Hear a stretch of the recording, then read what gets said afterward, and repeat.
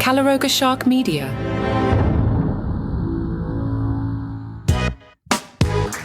Hello, I'm Johnny Mac with your daily comedy news. Trevor Noah's new special's out on Netflix today. It is called Where Was I? He filmed this on his recent Off the Record tour.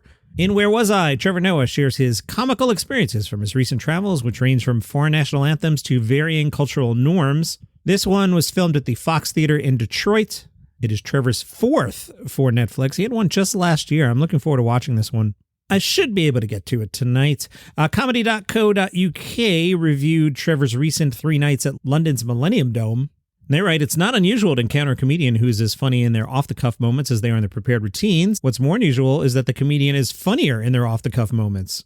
There comes a point where you think, hang on, if you've got funnier things to say, can't you make sure they're part of the show? The tickets are quite expensive. I'd like to hear the best you've got.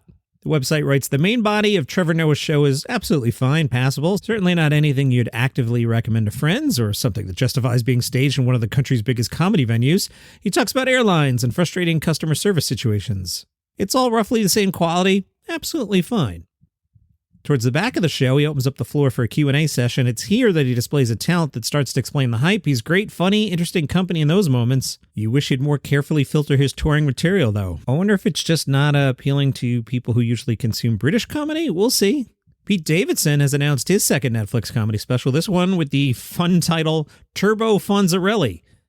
This will be on Netflix January 9th, so that'll immediately be the #1 special of 2024.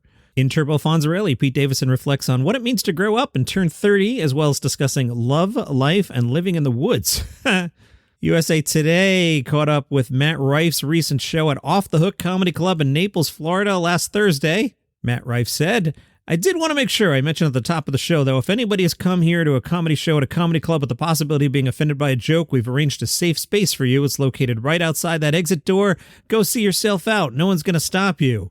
He addressed his controversial joke, which was, I feel like if she could cook, she wouldn't have that black eye. He told the Naples audience the joke is kind of funny, because you know it's a joke. I didn't hit anybody. My food was fine. I didn't put hands on anybody. USA Today says during the set, Rife talked about the hundreds of comments he got demanding an apology. He said he decided to swallow his pride and post a statement. The only reason I did a fake apology was because in what universe would I ever apologize for a joke? It's a joke. If you don't like it, you don't have to listen to it. You have to come to my show to be offended. Some people thought I was making fun of special needs people, and obviously that's not what I was doing. I was making fun of critics for being so stupid to think I would ever apologize for a joke. I'm saying you needed those helmets way more than they do.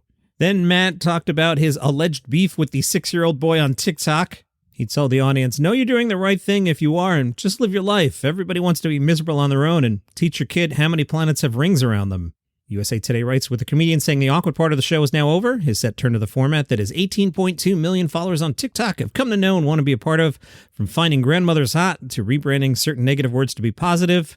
Rife's set burned through several topics while riffing with fans. The more lighthearted bits included buying his mother a house this year, experiences with his fan base, and his goal to donate all his gifted stuffed animal bears to charity. He also addressed his alleged plastic surgery. Rife said, people were saying I had jaw surgery to have a jawline. That's funny to me because I'm like, use your brain. If I'm going to get transformative surgery done to me, you think I'm starting with my face? You would never hear me tell another joke the rest of my life. Matt said he hates the accusations that he does not like his female audience. I hated that because women are the ones who gave me the career I have right now, and I'd never be anything less than grateful for that. I don't feel like I've lost any female fans. I feel like I lost people who built an image of me that I did not live up to, which is on them. And we don't happen to have the same sense of humor, and that's fine. You don't have to like everybody. Jason Zinnemann in the New York Times asks, was a scandal the best thing to happen to Hassan Minhaj? Hassan recently played the Beacon in New York. He was telling a story about a girl cheating on him in 11th grade.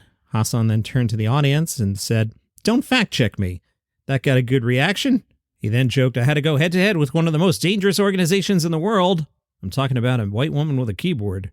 He joked his controversy is a sign of success. I've made it. I've got a real old scandal, a dorky scandal. With regret in his voice, Minhaj joked, I got caught embellishing for dramatic effect. Nikki Glazer just recorded 2 shows in Seattle for an upcoming HBO special. Glazer told the Seattle Times, the last time I was in Seattle, it was like, something's different. These people get me in a way that I've never been gotten. That was like 2 years ago, whatever. But I remember remarking to everyone around the time, I have to shoot a special here. Glazer said she was on stage in Portland recently, and she slipped and referenced Seattle, and the audience is like, you're in Portland. And I'm like, what's the difference? It's rainy and cold, and everybody's kind of cool. Her plan for the special was to warm up the audience herself, emerging on stage in a bathrobe to say, hey, let's just acknowledge this is a big deal, but like, who cares? Let's just have a blast and thanks for being here. That's what I would need as an audience member to feel safe diving into this kind of situation. In terms of being on HBO as opposed to those other streaming services, she says HBO has some gravitas in terms of taste. It's not like people taking these specials just to fill up space on their platform. Wonder who she means. Their approach is pretty much the same, but I've got to step it up. As I often quote Taylor Swift, I've never been a natural. All I do is try. Which is the ironic thing, because it all looks so natural, and it does come natural in a way, but there's still so much effort behind all of this, trying to make it look effortless. Congratulations to Whitney Cummings, who announced the birth of her first child on Sunday in a social media post. Whitney did not reveal the baby's gender or name, but joked 3D printed a human. Enjoy me never having brushed hair again. John Oliver went after Elon Musk on Sunday nights last week tonight. John Oliver went down the list of bad guys that he says Elon Musk resembles. There's Lex Luthor posing for the cover of Metropolis Maniacs Monthly. There's, why no, Mr. Bond? I and my child bride expect you to die. There's, I just bought your media company and I'm about to strip you for parts. There's Space First Racist Sheriff. And finally, the less bangable reimagining of Billy Zane's character in Titanic. Truly, the man has range. John also pointed out Musk has the distinction of being both the richest person in the world and the first person to ever lose $200 billion, John says, which is even hard to wrap your head around. It's like hearing someone run a marathon after accidentally running 200 miles in the wrong direction. As we head into the holidays, just want to let you know this show will have episodes every single day, not taking a break. Also wanted to turn you on to some other shows that this podcast is affiliated with.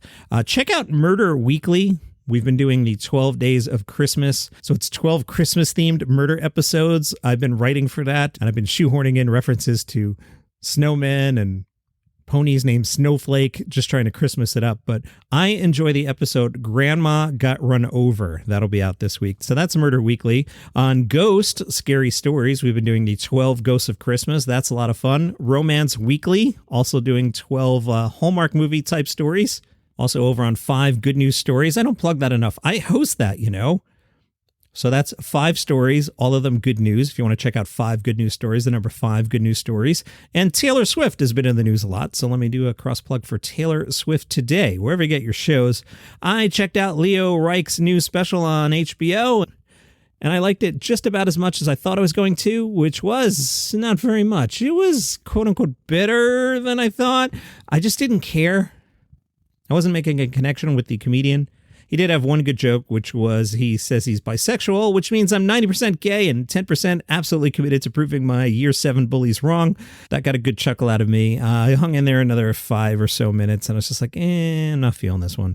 Leo tells The Advocate that people either leave his shows feeling sorry for him or detesting him. He says, both are fine. I'm not here to sort of dictate how people should feel. I mean, that's really in response to the show, which has got such a spectrum of reactions from different people. Which would I rather have? I guess pity. Pity's always nice. I've always loved being pitied. I'm very competent about getting sympathy. I didn't come away hating him or any of that. I just was like, what else is on? Some more from that great article in Inside Hook with the title, Is Social Media Killing Stand-Up Comedy? Trey Gallion says, since the pandemic, when I've been on the road and either done the big clubs or hung out at the big clubs, there have been times where the headliner's been somebody that I don't know, which has never happened in my 20 years of doing comedy. You've never heard of them before, and it's because they came from the YouTube world or the TikTok world. Gallion says such performers tend to draw a lot of young kids at shows, and on stage they tell stories as though they're that person at the party that wants attention. That's pretty much what their act is, if you want to call it an act. Nimesh Patel says he's heard of TikTok and YouTubers who, on stand-up comedy stages, exhibit PowerPoint presentations breaking down the viral videos they posted to social media, and the staff will be like, that MFer's not a comedian, but he just sold 300 tickets. That's not comedy, but if that's what the fans want, that's what the fans want. Pinky Patel has heard the grumbles from comedians about TikTok and YouTube stars taking spots away from established stand-ups. Then she pointed out one stand-up comedian who she didn't want to name, who had gained a following primarily by posting crowd work clips to social media. I suspect I know who this is, and it's the same person that I heard some comedians taking a shot at last week. Pinky says, from what I've seen on social media and what I saw on stage, I was underwhelmed. I'm not as happy as I am with their social media content. Ryan Heffron is the founder of the Comedy Zone chain of stand-up clubs, and he says, if you sell tickets, I don't care how you sell them. YouTubers are coming through my system on a regular basis. I'm seeing a lot of really happy customers, and I'm seeing a lot of really good talent. Dusty Slay, who I'm really into, can't wait for his special in January, said he'd prefer to see social media stars with undeveloped acts get their shot at stage nights on different nights of the week, like Monday and Tuesday, where comedy clubs might otherwise struggle to attract crowds. Dusty says if they're taking weekend spots, it's a little different. A lot of times a comic who's not really selling a lot of tickets, but is very good in building up a following, will need Friday and Saturday nights, because that's when people will come out just to see comedy. Interesting stuff there. And that's your comedy news for today. If you enjoy the program, tell a friend about it. They might like it too. If you want to support the show, go to buymeacoffee.com/dailycomedynews. Meet you back here tomorrow.